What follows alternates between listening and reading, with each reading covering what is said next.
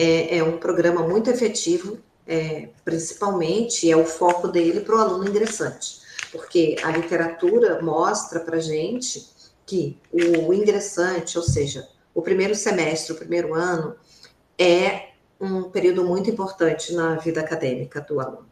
É onde o aluno realmente vai se vincular com a instituição, e a partir dessa vinculação, ele realmente tem muito mais chances de ter êxito e concluir o seu curso. A resposta nos traz um panorama muito inspirador. É muito bacana ver essa interação entre o aluno e o professor. Mas agora, para que nossos ouvintes compreendam a magnitude dessa iniciativa, o que é fundamental em termos de planejamento e desenvolvimento dessa atividade? Quais são os pilares, os recursos, as parcerias e os materiais que as tornam viáveis? Olha, o aconselhamento bom, ele precisa, né, do engajamento de professores. Se os professores não entendem o papel do aconselhamento, eles não engajam, então eu preciso ter professores entendendo o papel, a importância do aconselhamento e se inscrevendo nos editais anuais, né? Todo ano a Prograde lança um edital. Eu preciso que os alunos também estejam abertos a esse apoio importante, que acreditem, que procurem pelos seus conselheiros. Hoje a gente tem uma profissional, uma psicóloga dedicada ao aconselhamento, porque eu, como chefe da DAI, apesar de ter desenhado esse programa, essa reformulação, né, do programa, eu não tenho tempo, né, para me dedicar como o programa exige, né, porque pela chefia e pela docência eu tenho uma série de outras demandas. Então, hoje eu tenho uma profissional dedicada ao aconselhamento, a acompanhar, a reformular esse roteiro de entrevista para os conselheiros, a ler todos os feedbacks para ver se ali tem algum alerta, alguma ação que a gente precisa tomar. E essa profissional, né, que é uma psicóloga, ela é mantida nesse programa através de um egresso muito querido, né, através de um iteano, o Edson Musa, que sempre apostou no aconselhamento e faz questão de manter esse apoio. Então, se não fosse esse apoio, seria muito mais difícil manter o aconselhamento como ele vem se mantendo desde 2019. Tudo isso que você passa para a gente mostra que esse programa realmente é importante para os alunos, é importante para os professores também. Eles veem uma proposta de vínculo mesmo, para cuidado, para ajudar o aluno mesmo a terminar a graduação, conseguir se formar e ter uma vida pregressa no trabalho, em tudo. Nossa, é maravilhoso ver isso. E qual tem sido o resultado, as conquistas observadas ao longo do tempo? Bom, obrigada, né, pelas suas observações sobre o aconselhamento. Realmente é motivo de bastante orgulho para todos.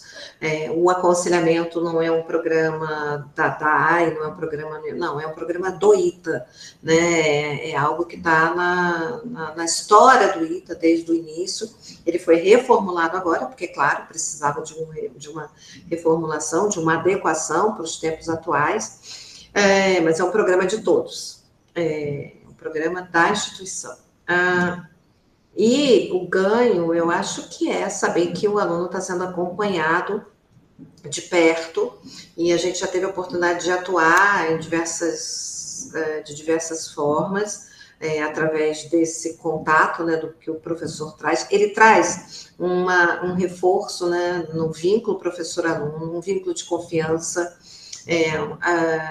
Ele traz essa proximidade e o aluno também passa a entender, né, nessas conversas que o professor está ali como apoio, e o professor também conta das suas dificuldades para o aluno, então isso também é muito importante. A gente já teve, assim, tem vários exemplos, né? Mas a possibilidade de, e até de sensibilizar o professor para as questões, né? O professor precisa olhar esse aluno como ser humano, para além das questões do desempenho acadêmico. É alguém que às vezes pode estar passando por um problema de saúde, por alguma dificuldade. Isso, óbvio, vai influenciar e vai afetar o seu desempenho acadêmico. Então, de forma bem resumida, eu acho que é isso. É muito bom ver esse projeto sair do papel. Acho que deve ser algo de bastante orgulho e que outras universidades também possam aderir, né, para que a gente consiga sei lá, mas trazer mais para perto o estudante e o professor para que novos projetos sejam desenvolvidos. É algo muito motivador e inspirador. Mas agora, professora Cristiane, estamos encaminhando para o término da nossa entrevista e gostaria de saber se você gostaria de deixar uma mensagem aos nossos ouvintes. Eu agradeço muito a oportunidade, é sempre um prazer falar sobre a divisão de assuntos estudantis, sobre a atuação aqui no ITA, e eu, assim, percebo que a gente já caminhou e já avançou bastante, mas é uma divisão, né? Trabalhar com o corpo discente é ter desafios diários, né? E isso é muito bom, né? Porque mantém a gente sempre muito ativo e pensando o tempo inteiro na nossa atuação, em como a gente deve e pode melhorar, né? Então, esse eu acho que é o resumo aqui da minha divisão, sabe? A gente nunca se conformou com nada e nem ficou restrito ao que está no papel previsto para a nossa atuação. A gente sempre pensou de que forma a gente pode melhorar ainda mais, ampliar ainda mais esse apoio, olhando sempre para o que as outras instituições de ponta estão fazendo e o que cabe para o nosso contexto aqui do ITA. Já servimos de exemplo, né, o aconselhamento mesmo para outras instituições e pretendemos continuar, mas a gente não pode fazer nada sozinho. A gente precisa do apoio da instituição e até das outras esferas, né, para além do ITA, né, no âmbito do comando, enfim.